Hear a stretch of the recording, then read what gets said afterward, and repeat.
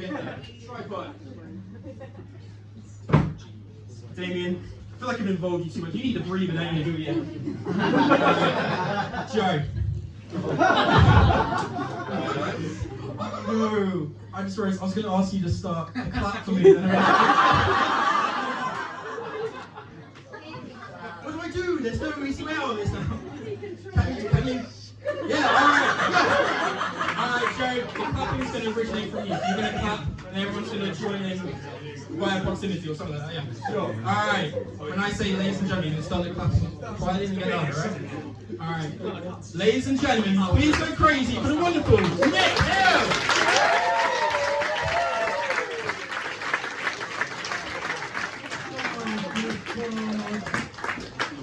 I am going to get home tonight and my wife is going to say, what was the gig like? And I'm going to have to say it was one of the most bizarre fucking experiences in 20 years of doing comedy. We had a room doing a bloke who's an engineer just because he's got a fucking job.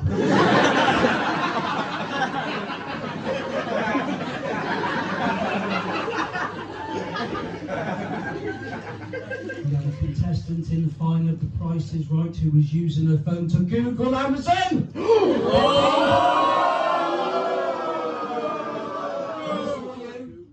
Shocking. We've got a room booing and getting excited about a chicken wearing a bow tie. What the fuck is going on? I've got to be honest, a couple of days ago I was wondering what this gig was going to be like, and I should have known it, like just looking in the group chat, because somebody put, I'm absolutely jazzed to be doing this gig, it's going to be sick. Right?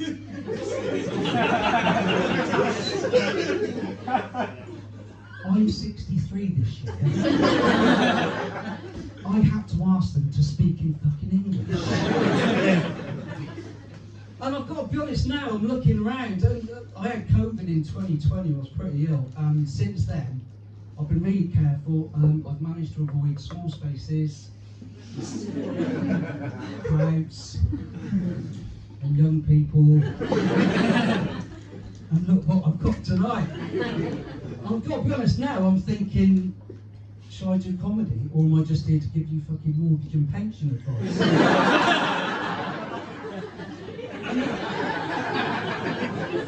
I'm stood there at the back thinking, in 40 years' time, you lot are still going to be here.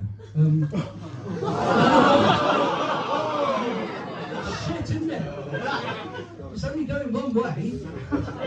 It's not good. Yeah, think of that, you bastards. I'm not getting old because I was tempted to buy a hat, and I bought this like for, and there's a couple of reasons why I bought it.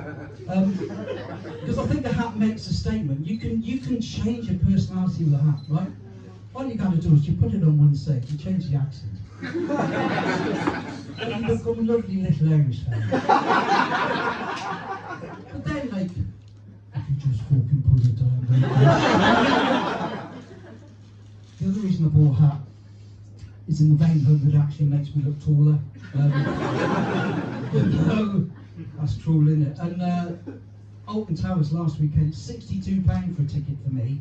3 rides I was allowed on.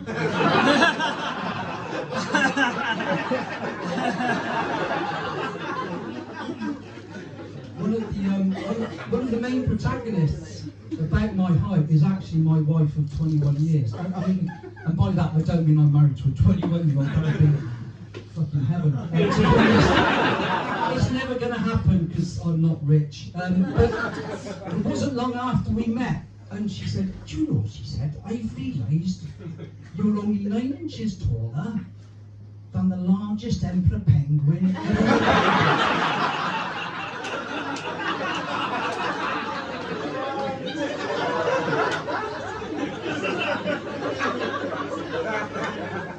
I said, how do you know that? She said, I googled it. And I realised I was living with a woman who's got too much fucking time on me. And you will have deduced by that that I am in fact married to a lady from Bangladesh. But we have been We have been married 21 years, and you've got all this to look forward to, like, and it just goes downhill, to be quite honest. We've gone through the same routine every night. She goes up to bed, I come up to bed. Have you turned the TV off? Yes. At the wall? Yes. Have you locked the back door? Yes. Have you locked the front door? Yes. At the bottom? Yes. At the top? We get to about October, November, and she's like, I hate this time of year. Do you? What's that, my love? Well, the bottom of the bed's always cold, isn't it? I don't know, my legs are not fucking big. And she said, I think the romance, I'll switch back to an English accent because she is from Wales. I think the romance has gone out of our relationship. I said, what do you mean? She said, well, maybe when we're being intimate, because we are now and again, it would have been, I know. It'll happen to you, don't judge. Maybe it would be nice to have some music playing, just to break the silence. So, the first problem I had was finding a track that only lasted 26 seconds.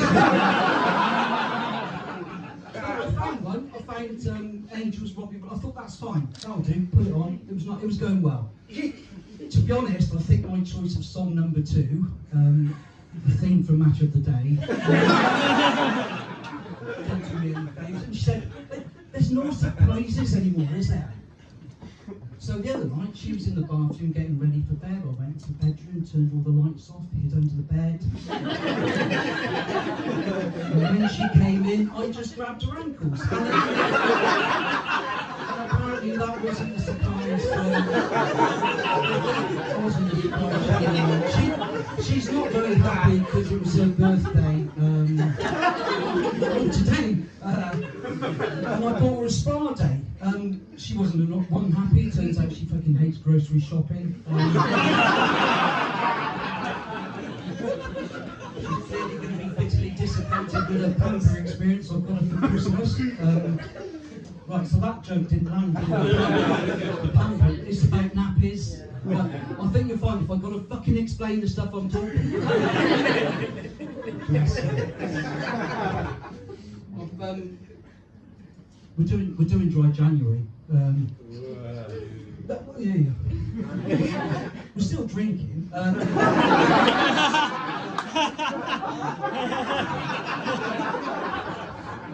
Just no sex, but it is drink related because Christmas Day. Yeah, okay, I had one bottle of red wine too many. Fell asleep at the dinner table at 3 o'clock. She said I was a disgrace, an embarrassment. She was humiliated. The other people in the hotel guest room found it hilarious. But just before Christmas, she did surprise me. She said, "You haven't forgotten you're picking me up from my work stool tomorrow, have you?" And that did come as a surprise. She's self-employed and works from home. I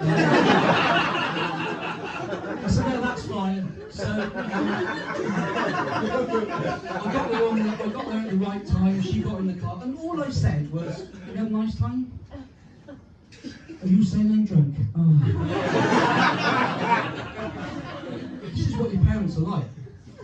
"Well, no, but clearly you've had a drink." I don't think you let me do it.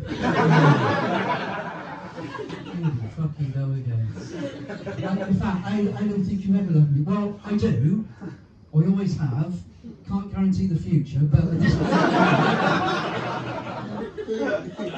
if you love me, you'll prove it right now. How am I going to do that? She said, "You can make love to me in this car."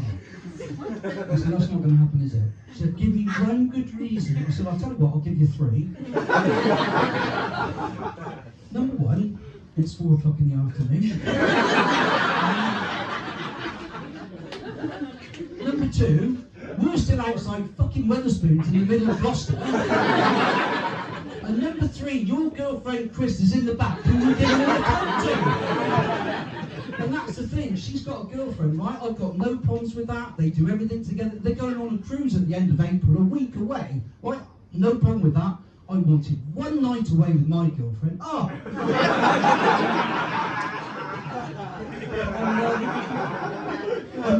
My New Year's resolution this year was I wanted to be a better person. I wanted to be more woke. But now I fully understand what it is. It just means being a better person. But then I've got issues. Well, I should call them by their proper name, fucking stepchildren.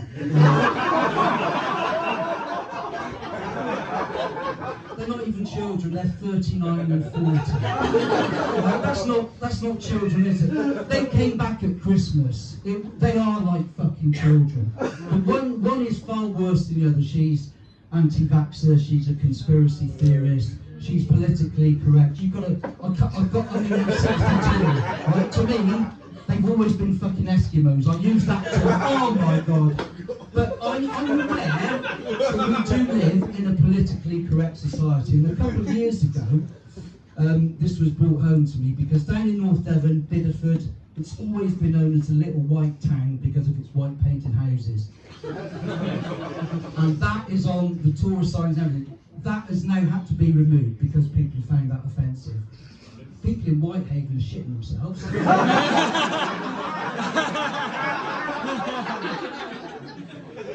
Apparently the people in Blackpool are laughing. And I'll just leave you with this. This is how bad it's got. I went to Greg's today, right? I went in and said, can I have that Cornish pasty, please? She said, I can't sell you that. Sorry? So I can't sell you that. I can't sell you that as a Cornish pasty. I said, why's that? So we can't call them Cornish pasties because they weren't made in Cornwall. The bloke behind me left. I said, where are you going? He said, well, I want 2 Danish pastries and some black Cornish pasties. I said, you are taking the, no, come on, you're taking the piss. I said, what's in it? She said, meat and potato. I said, well, like a Cornish pasty? She said, yeah. She said, do you want it? I said, no, I don't. She said, what do you want instead? I said, I'll have a cheese and onion sandwich. She said, white or brown? I said, white. She said, racist. Listen, I thought you were going to be a challenge, but you've been absolutely lovely. Thanks very much for your time.